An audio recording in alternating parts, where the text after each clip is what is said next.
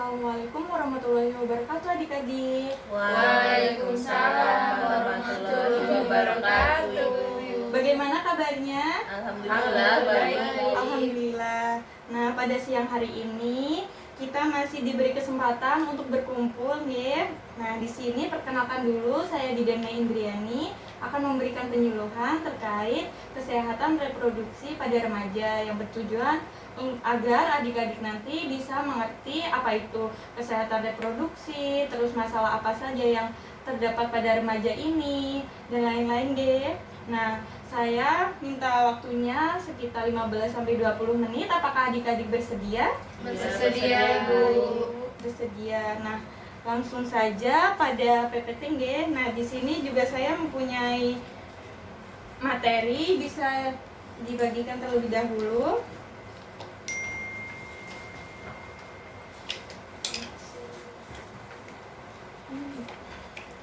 Baik, dimohon untuk baca-baca terlebih dahulu, ya. Sebelumnya saya akan mempersiapkan PPT-nya terlebih dahulu.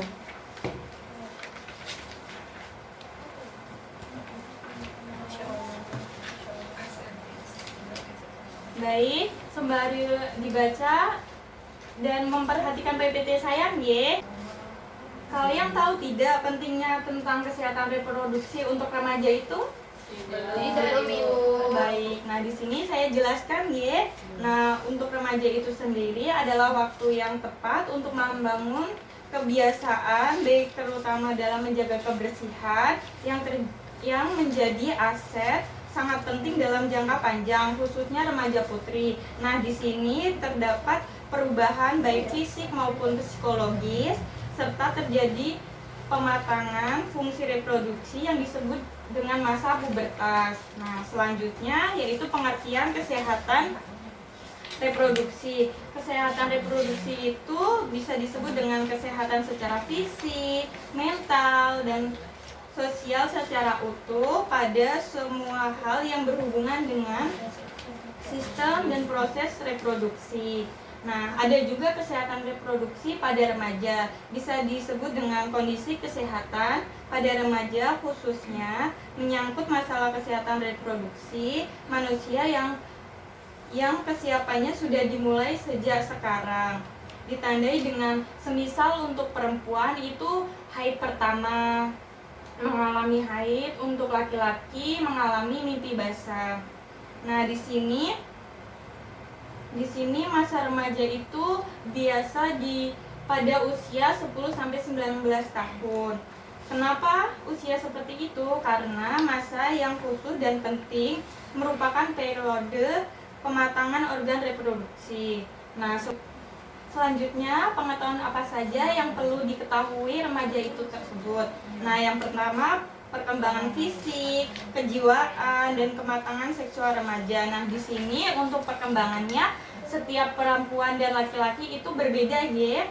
Nah, untuk perempuan sendiri biasanya suaranya akan berubah seperti melengking, terus tumbuh rambut di area sekitar kemaluan, ketiak, lalu payudara membesar, pinggul membesar, terjadinya menstruasi. Nah, untuk laki-laki sendiri biasanya tumbuh jakun, kumis, jenggot, lalu tumbuh rambut-rambut halus di kemaluan atau ketiak.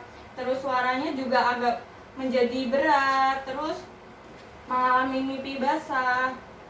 Seperti itu. Lalu yang kedua ada proses reproduksi yang bertanggung jawab. Nah, di sini kalian sebagai remaja perlu mengendalikan naluri seksual dan menyalurkan menjadi kegiatan yang positif seperti olahraga, terus melakukan kegiatan-kegiatan positif lainnya. Penyaluran yang berhubungan dengan seksual bisa dilakukan pada saat kalian sudah berkeluarga. Lalu selanjutnya pergaulan yang sehat antara remaja laki-laki maupun perempuan. Nah, di sini adik-adik memerlukan informasi yang cukup agar selalu waspada dan berperilaku reproduksi sehat dalam bergaul dalam lawan jenisnya. Nah, di samping itu kalian memerlukan pembekalan terkait materi-materi kesehatan reproduksi tersebut. Lalu kalian tidak boleh tergoda antara teman-teman yang menjerumuskan kalian terkait mengonsumsi alkohol, nafsa, terus seks bebas seperti itu. Nah, ada juga persiapan pernikahan. Nah, kenapa remaja ini sudah diberikan materi persiapan pernikahan? Karena di sini agar supaya besok kalian pada saat menjadi calon pengantin bisa siap secara mental, emosional, terus persiapan ekonomi itu bisa dalam memasuki masa berkeluarga itu bisa siap. Selanjutnya ada kehamilan, persalinan, dan cara pencegahannya. Ini juga sama untuk mempersiapkan pada saat kalian besok berumah tangga. Lalu pemenuhan gizi seimbang itu kalian bisa memenuhi gizi-gizi seimbang dari sekarang, tidak harus pada saat kehamilan atau persalinan gitu. Yang bisa mengonsumsi zat-zat gizi dalam jenis atau jumlah yang baik. Kalian minum air putihnya sehari berapa kali? 12 gelas. Oh, 8 gelas. Yang 2 gelas dimohon untuk Suka minumnya es teh, Bu. Iya Bu, es teh tuh lebih enak Bu, ada rasanya. Jangan dikurangin untuk meminum es teh atau es yang berbau es nggih. Yang diutamakan kita harus meminum Tapi kan air seger putih. Bu pakai es. Baik, untuk minum air es itu dikurangin dulu nggih, Dek. Baik, selanjutnya menjaga kebersihan dan kesehatan reproduksi. Nah, di sini seperti menjaga pada saat membersihkan area vagina, terus agar dapat terhindar dari penyakit sejak dini. Lalu selanjutnya ada perkembangan masa pubertas pada remaja perempuan. Biasa dialami yang pertama itu menstruasi. Lalu payudara dan pinggul itu membesar, terus kulit dan rambut berminyak seperti ada ketombe gitu. Vagina mengeluarkan cairan seperti haid, terus cairan keputihan. Jadi adik-adik nggak usah khawatir kalau setiap bulannya mengalami haid ya, karena itu udah kodrat wanita. Lalu selanjutnya terdapat tumbuh bulu-bulu ketiak dan sekitar vagina. Nah, pertumbuhan tinggi badan juga berjalan pesat pada saat remaja ini. Nah, selanjutnya terdapat bagian-bagian alat reproduksi wanita. Nah, di sini ada bagian luar. Yang pertama adalah vulva. Vulva itu merupakan celah paling luar dari alat kelamin wanita. Lalu kedua ada labia mayora. Labia yang berbentuk yang di luar berukuran tebal karena dilapisi lemak. Fungsinya untuk melindungi vagina. Yang selanjutnya adalah labia minora. Nah, di sini bentuknya halus, tipis, dan tidak dilapisi lemak. Fungsinya juga sama, melindungi vagina. Nah, ada klitoris. Nah, di sini klitoris merupakan organ yang sangat sensitif, berupa tonjolan yang kecil. Lalu selanjutnya ada selaput darah atau himen, merupakan selaput mukosa yang panjang yang banyak mengandung pembuluh darah. Nah, pada bagian dalam yang pertama adalah ada ovarium. Nah, di sini merupakan organ reproduksi utama wanita, jumlahnya sepasang ya, kanan kiri. Nah, bentuknya oval, ukurannya mungkin 3 sampai 4 cm. Letaknya di dalam rongga badan di daerah pinggul. Fungsinya menghasilkan ovum dan hormon seperti estrogen dan progesteron. Selanjutnya ada tuba falopi, bisa disebut dengan telur, jumlah sepasang. Nah, panjangnya itu 10 cm. Fungsinya menyalurkan ovum dari ovarium menuju ke uterus. Lalu selanjutnya ada uterus. Nah, uterus itu berbentuk buah pir yang bagian bawahnya mengecil yang biasa disebut dengan serviks. Nah, berfungsi sebagai tempat perkembangan zigot apabila terjadi fertilisasi, dan pada bagian dinding rahim bisa disebut dengan endometrium. Nah, selanjutnya ada vagina. Nah, vagina ini merupakan saluran akhir dari saluran reproduksi bagian dalam wanita. yang bermuara pada vulva. Mempunyai dinding yang berlipat-lipat dengan bagian terluar berupa saluran selaput lendir, bagian tengah berupa otot, dan bagian dalam berupa jaringan ikat berserat. Selanjutnya ada masalah-masalah kesehatan reproduksi. Yang pertama yaitu penyakit menular seksual. Nah, di sini bisa disebut dengan infeksi menular seksual atau IMS yang sebutan sekarangnya. Nah, di sini penyakit ini umumnya ditularkan melalui hubungan seks yang tidak aman. Penyebaran bisa melalui darah, sperma, terus cairan vagina atau cairan lainnya. Terus selain itu penyebaran tanpa hubungan seksual juga bisa antara ibu hamil dan bayinya pada saat dilahirkan. Terus pemakaian jarum suntik secara terus-menerus atau gonta-ganti dibuat sekali pakai itu juga beresiko tinggi terkena penyakit menular seksual. Lalu di sini ada penyakit menular seksual yang disebabkan oleh bakteri. Yang pertama adalah sifilis. Nah, sifilis ini penyakit seksual yang disebabkan oleh infeksi bakteri Treponema pallidum.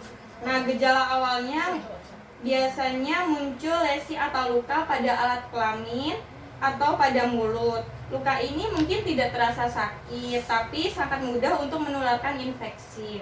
Nah, selanjutnya ada gonore atau kencing nanah. Nah, gonore ini disebabkan oleh bakteri Neisseria gonorrhoeae. Beberapa penderita penyakit ini tidak menunjukkan gejalanya, sehingga bisa tidak diketahui sama sekali jika dirinya terinfeksi. Tapi ada juga tanda-tanda gejalanya seperti cairan vagina yang encer dan berwarna kuning. Lalu ada pada saat buang air kecil itu sering sakit, panas, lalu rasa sakit pada perut bagian bawah saat berhubungan seksual, terus pendarahan pada saat berhubungan seksual. Nah, lalu selanjutnya ada penyakit Chlamydia. Nah, Chlamydia ini disebabkan oleh bakteri Chlamydia trachomatis. Penyakit ini merupakan penyakit menular seksual yang paling sering terjadi. Nah, di sini gejalanya seperti mirip dengan gonore, yaitu cairan vagina tidak seperti biasanya, mungkin berwarna kekuningan, terus perih atau rasa sakit saat buang air kecil, menstruasi yang banyak, pendarahan di luar siklus haid, terus sakit pada saat melakukan hubungan seksual, nyeri perut pada bagian bawah. Nah, untuk penyakit seksual yang disebabkan oleh virus, yang pertama ada herpes genital. Nah, ini disebabkan oleh virus herpes simplex atau sering disebut HSF. Gejala herpes genital akan muncul beberapa hari setelah terinfeksi. Luka melepuh berwarna kemerahan serta rasa sakit pada wilayah genitalia. Lalu gejala herpes ini mungkin akan disertai gatal atau sakit pada saat buang air kecil.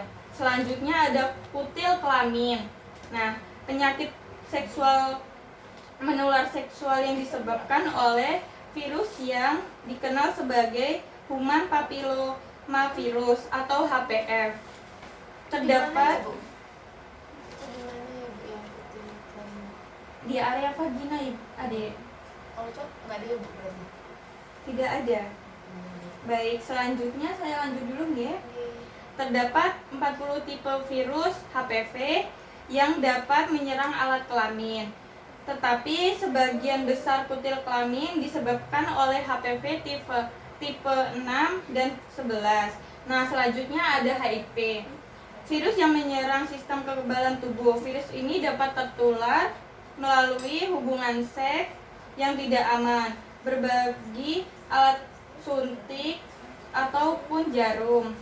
Maksudnya itu jarumnya gantian gitu ya, Bu ya? Iya, Nggak boleh ya? Nggak boleh. Satu itu nggak boleh untuk bersama gitu, harus satu pasien satu jarum gitu. Satu kali pakai ya? Iya, benar. Lalu pada ibu dan bayinya itu bisa tertular penyakit HIV, bisa menular ke bayinya pada saat melahirkan besok. Nah, Tapi kalau sesar kan tidak terkena ibu. Berarti bisa ya? bisa. Baik, yang kedua yaitu kehamilan yang tidak diinginkan. Nah, kondisi di mana remaja belum melakukan suatu ikatan yang sah, pada remaja itu melakukan seks bebas, itu bisa terjadi kehamilan yang tidak diinginkan. Nah, faktor yang menyebabkan KTD ini atau bisa disebut dengan kehamilan yang tidak diinginkan, yang pertama, psikis perempuan yang belum siap untuk mengalami kehamilan. Terus pada remaja disebabkan karena remaja kurang informasi, masih banyak mitos seksual yang beredar di kalangan remaja. Informasi yang disebarkan media cenderung permisif. Nah, kurang proporsional dalam menjelaskan seksualitas. Selanjutnya, tidak diberikan hak informasi dan pendidikan kesehatan seksual dan reproduksi kepada remaja, sehingga mereka tidak memiliki keterampilan dalam pengambilan keputusan yang tepat. Lalu yang akan terjadi jika remaja sampai mengalami kehamilan yang tidak diinginkan itu, terutama untuk perempuan, pastinya yang pertama rugi dan beban berat ketika seorang perempuan harus menghadapi kenyataan bahwa dirinya mengalami kehamilan sebelum waktunya. Lalu resiko kehamilan pada remaja rentan bagi diri remaja dan kandungannya. Terus besar kemungkinan dikeluarkan dari sekolah. Selanjutnya ada mendapat sanksi sosial juga. Yang ketiga yaitu resiko pernikahan dini. Nah, di sini resiko yang timbul akibat dari pernikahan dini adalah pada rentang usia tersebut dari segi kesiapan secara fisik, salah satunya rongga panggul belum siap menjadi ibu. Lalu kehamilan pada usia muda pun menyebabkan anemia dan tekanan darah tinggi. Pada hamil di usia muda pun kurang dijumpai kelainan letak plasenta atau bisa disebut dengan ari-ari. Nah, ini bisa mengancam nyawa ibu dan nyawa bayinya juga. Lalu dapat mengakibatkan rentan KDRT, resiko meninggal, dan terputusnya akses pendidikan. Baik, selanjutnya Emang normalnya kalau nikah disebut kayak Perempuan tuh umurnya berapa? umurnya normal berapa biar bisa langsung, kan kalau orang menikah kan bisa juga pengen masukin anak. Iya. Yang normalnya itu di atas 21 tahun, Dek. Seperti itu ya. Iya. Baik, bisa saya lanjutkan? Bisa ibu. Baik, ya. Nah, selanjutnya ada cara menjaga kesehatan dan kebersihan organ reproduksi. Nah, di sini memakai celana dalam dari katun. Lalu rajin mengganti celana dalam untuk mengeringkan area vagina pada setelah melakukan buang air kecil dan buang air besar. Nah, jangan menggunakan obat pembersih vagina. Terus rajin mencuci tangan sebelum dan sesudah melakukan kegiatan seperti buang air kecil, buang air besar juga tidak apa-apa. Itu mohon wajib dilakukan, ya. Nah, di sini menghindari konsumsi rokok, alkohol maupun narkoba, karena jika remaja laki-laki mengonsumsi tersebut akan menyebabkan impoten.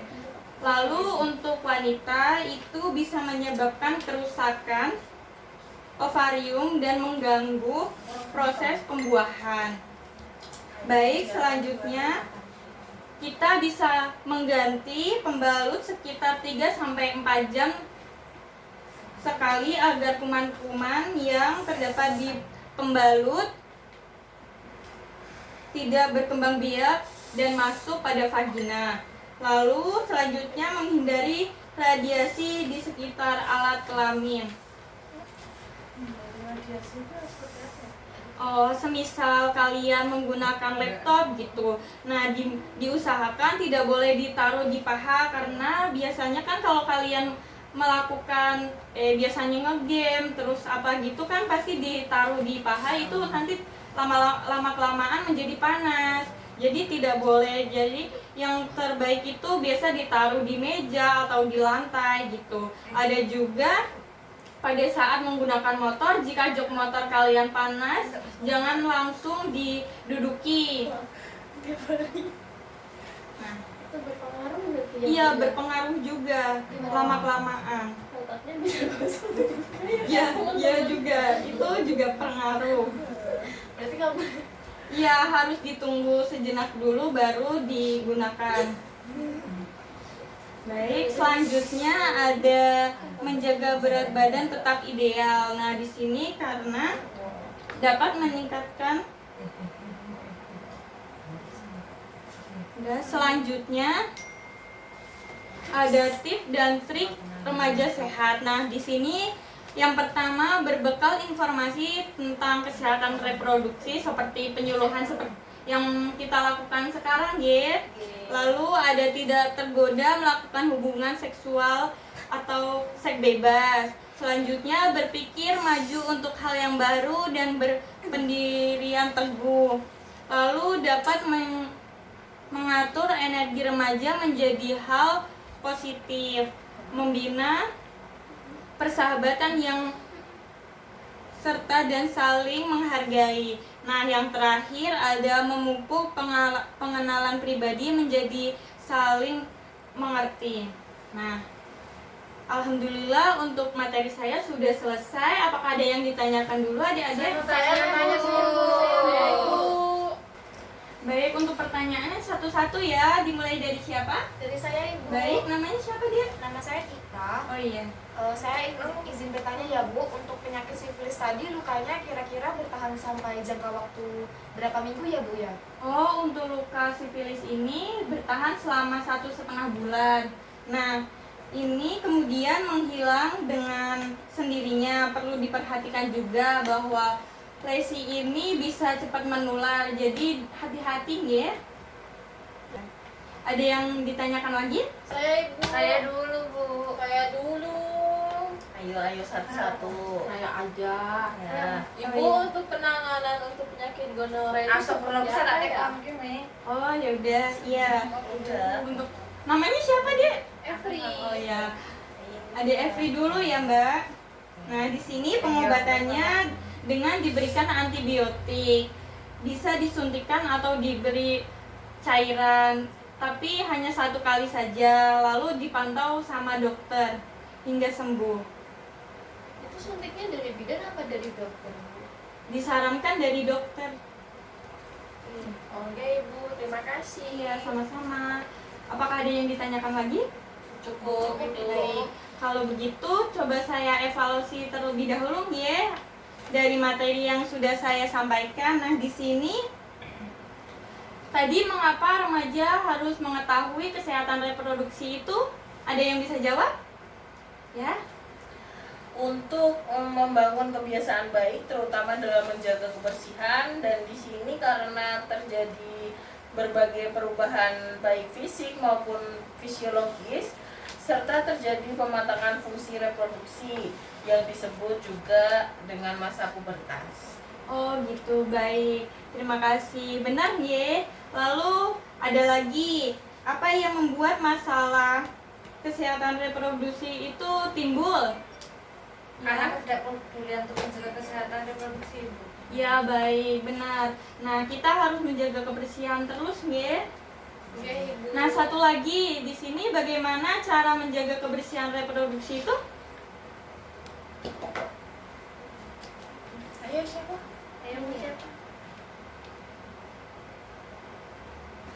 Saya Ibu. Iya. Dengan cara memakai celana dalam dari katun, lalu kita harus rajin mengganti celana dalam ketika sudah basah. Lalu ketika kita habis membersihkan vagina atau cebok, kita harus mengeringkannya. Lalu kita juga harus rajin mencuci tangan dan menghindari seperti rokok, alkohol, narkoba. Lalu dari radiasi, Bu. Oh, iya. Seperti itu. Baik, alhamdulillah. Terima kasih ya pertanyaannya dan evaluasinya. Apakah ada yang ditanyakan lagi? Cukup, Cukup, Ibu. Ibu. Baik, kalau cukup, saya akhiri sampai di sini. Terima kasih atas sudah meluangkan waktu 20 menitnya, J. Saya akhiri. Wassalamualaikum warahmatullahi wabarakatuh. Waalaikumsalam warahmatullahi